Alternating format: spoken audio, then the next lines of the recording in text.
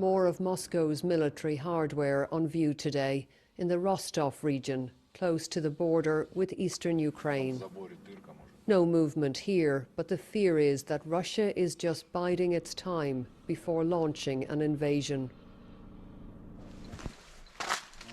And in Ukraine, on the front lines in Avdiivka, they are combat ready.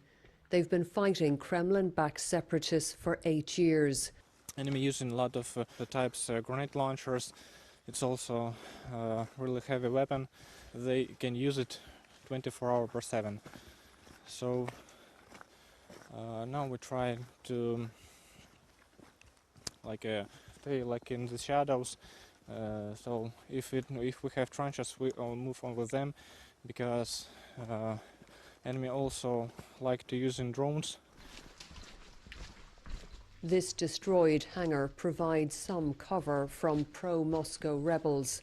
Troops here call it the skeleton. We've been asked not to speak too loudly because Russian separatist fighters are very nearby, near enough to hear us.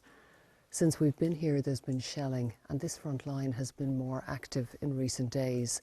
There's a real sense now that this conflict is building. So it was just 2 days ago.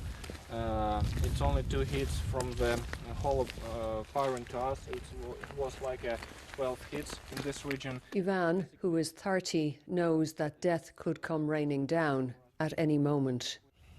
I also think about it. It's very scary for me. As a simple guy, I also afraid to be hurted or die here, and that's why I'm stand here in the armor and try to do my job as possible to stay alive. That's a daily battle. They scan for enemy snipers who will also be scanning for them. If Russian troops invade Ukraine, there could be many young men lost on both sides. And for the very young here, lessons in survival. A practice run taking children down to the bomb shelter, packing them to the rafters. Normally it happens twice a year. Today, an extra drill as this nation faces a moment of grave danger. The tempo has changed at the front lines in eastern Ukraine. It's a lot more active. We stopped dead because we heard the rumble of shelling. It was time to pick up the pace.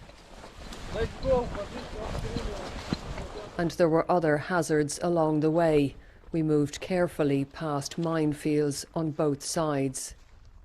We're covering the distance now to the front on foot. Ukrainian troops here tell us that they are ready for whatever may come, but no one knows what that will look like, what Vladimir Putin's endgame is. And if it is a full invasion, then Ukrainian troops will be quickly outnumbered and outgunned.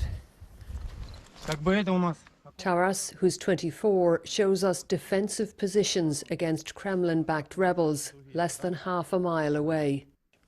They've been opening fire with heavy weapons for 3 days, he says.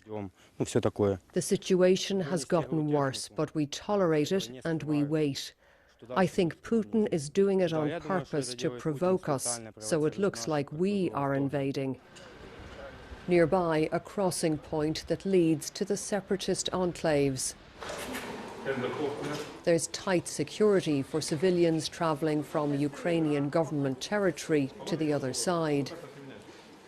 This is one of only 2 locations where people can cross to reunite with loved ones.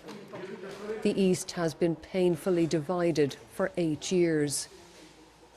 It takes permission and patience. Just ask Larissa, who does this every 6 months. She's a cancer patient returning home after a checkup in a government hospital. We, the people, don't want a war to happen, she tells me. We want to live. We want to love everyone and give them a hug. Svetlana is coming in the opposite direction from separatist territory with great difficulty. A grueling trip for the 81-year-old. We couldn't see our children for 2 months, she told me. Our great-grandson was born. We hadn't seen him. There are very real fears for Ukraine and for security in Europe. And beyond the geopolitics, here on the ground, the human toll could be immense. Orla Guerin, BBC News, Eastern Ukraine.